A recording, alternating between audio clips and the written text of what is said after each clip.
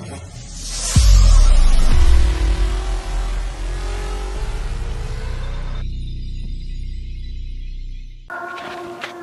warahmatullahi wabarakatuh. Assalamualaikum warahmatullahi wabarakatuh. Masya Allah, Ana saat ini di tengah-tengah Ustaz dari Yaman. Pengen tahu Ustaz, itu di Yaman itu sistem pembelajarannya seperti apa? Kan banyak santri atau jamaah yang belajar di Yaman. Mungkin Ustaz bisa ceritakan sedikit.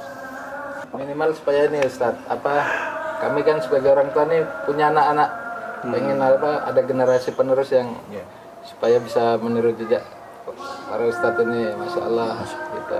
Jangan jadi biar ada gambaran jejak para ulama, jangan para ustadz bertanggung. Ya benar nggak sih? Cita-cita terlalu rendah.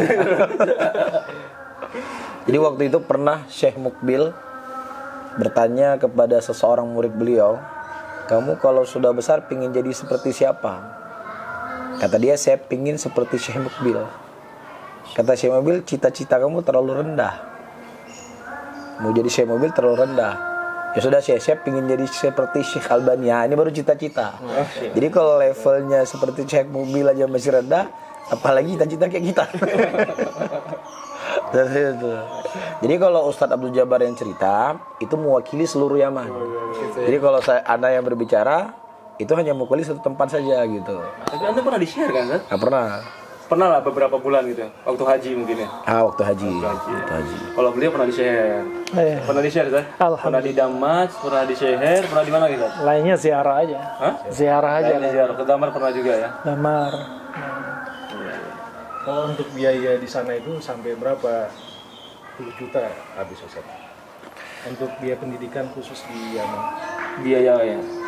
Kalau dulu ya, dulu kita kalau sampai sekarang sih sebenarnya asrama sama masuk ke Darul Hadis itu gratis sebenarnya. Jadi Anda sangat berkesan lah. Dengan Anda nggak pernah bayar, bahkan Anda dikasih uang, tapi kita bisa mengambil kesederhanaan hidup dari mereka. Masya Allah. Syekh Mukbil juga pernah berwasiat beliau. Di antaranya apa wasiat beliau? Rubba bil faqr yusa'iduka fi talabi ilmik. Masya Allah, Masya Allah. Bisa jadi dengan kefakiranmu, dengan ala kadarmu yang ada, kamu menuntut ilmu, saat itu kamu dipermudah sebenarnya. Kadang orang banyak duit, sibuk untuk kuliner, sibuk untuk kesana kemari, ya. Kondisi kayak gini mendidik diri kita, ya. Kita makan di sana, subhanallah, kalau hari Jumat itu kalau dapat undangan, Masya Allah tuh. Masakannya apa? Kepala ayam, kaki ayam, Butut ayam, jeruan ayam. Karena memang kita gimana? Kadang orang tua ada duit tapi nggak bisa ngirim karena akses nggak ada. Dan justru kayak gini nih mental untuk didik kita. Kita siap dengan segala medan. Ya. Terus dengar waktu itu satu hadis yang Anda dengar, yang dengan satu hadis ini udah Bismillah ya aman dah. Hadis apa? Sabda Nabi SAW, ya. Telah datang kepada kalian, kata Rasulullah, penduduk Yaman yang hatinya lembut. Udah sama itu dah, Bismillah dah, Yaman aja dah. Dan waktu itu dinasihati sama orang Hadrami yang ada di Jakarta. Teman ente kalau berangkat ke Hadramaut belajar, jangan lupa ya di Yaman, jangan ambil ilmunya doang, akhlak itu lebih penting. Dan ini Masya Allah yang pegang. dan kesabaran orang Yaman. Kesabaran Masya Allah. Orangnya Masya Allah ya lembut-lembut, Masya Allah. Penampilan Masya Allah, apalagi Hadramaut ya. Penampilan mungkin orang lihat kayak orang keras atau gimana, ternyata orangnya Masya Allah lembut, Masya Allah. Jadi kan selama ini kita belum tahu persis tentang Yaman Ustaz. Cuma yang kita tahu di media, Yaman negeri yang tidak aman, di sana ada perang. Supaya kita mungkin dari orang tua itu bisa tenang dalam Mengirim anaknya ke sana. Kalau mau mengirim anak ke sana, itu kondisi di sana yang sebenarnya itu seperti apa Ustaz? Perangnya di Mana kebetulan bagian 2 mana? bulan yang lalu ke Yaman ya. 2 bulan yang lalu Anda di Yaman. Anda sempat dari Mahroh, Hadramaut, Aden sampai Taiz, Anda berangkat ke sana. Secara umum aman. Sekarang secara umum aman, nggak ada. Tapi kalau Yaman Utara, kalau pecah perang nggak, cuman memang udah terbagi gitu.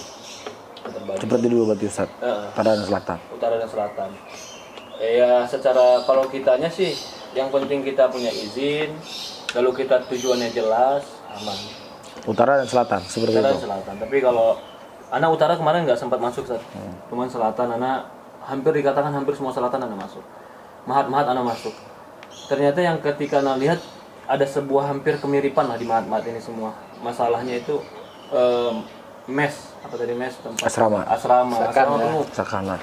Asrama penuh. Ada bahkan sebagian itu nolak pelajar Indonesia nggak boleh masuk Karena asalnya asrama. karena alasannya asrama penuh. Kan sayang kan. Sementara teman-teman kita mau belajar, adik-adik kita, anak-anak mau belajar ke sana tertolak cuma gara-gara asrama. Ya, Abdurrahman. Iya, kayaknya kita perlu ini nih, perlu bantu programnya Ustadz tuh ngelancarin bikin asramanya nih. Dan sebenarnya keuntungan buat kita, Sar. Ya. Ini diisi oleh anak Indonesia. Kita bukan bikin pondok baru yang belum tahu siapa yang akan dilahirkan. Iya. Kita membuat pondok atau memperluas sakannya asrama kepada pesantren yang udah terbukti. Ustadz-ustadz keluar di sana gitu. Ya. Ya kita bukan mentazkiyah berarti pasti ya kita la yuzaki Allah kan, kita nggak mentazkiyah, tapi udah terbukti gitu kebanyakannya jadi ustadz Indonesia, Masya Allah. Ada manfaat lah yang diberikan. Ada manfaat gitu. diberikan. Bahkan amal jariah kita nanti. Amal jariah. Kita buka fasilitas untuk yang pengen bantu ke sono, Masya Allah, yang ilmunya jelas, termasuk murid Syekh Mukbil, ya. Itu dia, kayaknya perlu dikasih tahu teman-teman yang lain, ya. Barangkali membantu fasilitas asrama nih, Masya Allah, Ya. dekat masjid, mereka menuntut ilmu di situ, jadi amal jariah, terus mereka jadi dai, terus dai-nya ini bagi-bagi amal jariah kita nanti. Masya Allah. Bismillah dah. Ya, insya Allah Ustaz Abu Jabar nih yang beliau memang jalurnya ke situ kan. Ya, makanya nih satu lagi Ustaz, nih kebetulan kan anak-anak juga baru menginjakkan bumi Yaman Ustaz. Oh, antum di mana sekarang? Sekarang di Mahroh, Di Mahroh, Masya Allah. Di Syehud ya? Syehud, Syehud, tempat Syekh Abdullah Ayas ya. Anda kemarin ke sana? Masya Allah. Kemarin telepon terakhir itu kan sebelum ke Yaman. Pasti anak antum nggak bayar kan sekarang kan? Nah itu alhamdulillah Ustaz. Alhamdulillah, tapi bingung juga anak. Karena apa? Belajar di Indonesia, ya alhamdulillah selama ini Masya Allah kan biaya untuk di Mahat sendiri. Kebetulan kemarin anak-anak di Solo Ustaz. Jadi sangat yang mikir di Indonesia sendiri aja biayanya sangat ya lumayan bagi kami kan. Gimana gak mal di Yaman kok gratis. Habis itu anak telepon gimana keadaan di sana Mat? Masya Allah Bi, Ana baru merasakan mondok ini sekarang Bi. Jadi selama 4 tahun di Solo gak merasakan, baru sekarang. Loh kenapa? Itu bangun kesiangan malu sendiri Bi. Padahal secara sistem manajemen kan gak ada, bebaskan Ya, bebas. Masih hal kata orang Yaman. bangun kesiangan malu Ustaz. Gitu. Nah ini salah satu mau tabayun. Apakah benar kondisi di sana? Ana, Masya Allah. Yaman nggak ada peraturan, Damat nggak peraturan. Masya Allah. Masih hal. Masih ya, nggak ada tertulis peraturan nggak boleh ngerokok, nggak ada tertulis harus, nggak ada. Cuman kita nggak ikut kajian, nggak ada tertulis kamu harus ngambil berapa SKS, nggak ada. Cuman kalau sempat ditanya atau kita kelihatan nggak belajar, waduh itu kayak gimana Ustaz? Rugi gitu ya. Rugi. Seperti buat dosa kayaknya. Iya.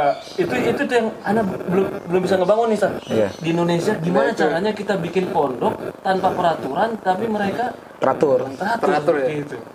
Saking banyaknya orang berlomba-lomba kebaikan. Masya Allah. Subuh, Masya Allah, soft udah Masya Allah, rebutan subuh. Itu soft awal itu kayak Awalnya ya. nggak pernah kosong. Kita nggak pernah lihat ada peraturan Ustaz? Iya. Nggak ada ya? Nggak ada. Jadi ada informasi juga sampai istirahatnya mereka para tulab tuh buat murojaah Ustaz. Gitu ya. Jadi semangat sekian berapa bulan ini semangat untuk menuntut ilmunya tuh Masya Allah. Lagi jos. Lagi jos ya. Mudah-mudahan Allah jaga gitu Ustaz. Suasananya itu mahal. Itu yang mahal. Mungkin tidurnya di karpet, ya. Makan fasolia. Makan fasolia sederhana. Nasi pakai kentang. Tapi anak-anak dapat suasana yang semangat belajar, itu yang mahal. Itu yang mahal dalam belajar. Mudah-mudahan. Jadi Abu Rafi jangan ragu-ragu ya. Ini beliau anaknya sudah bentar lagi nih. Iya. Mudah-mudahan.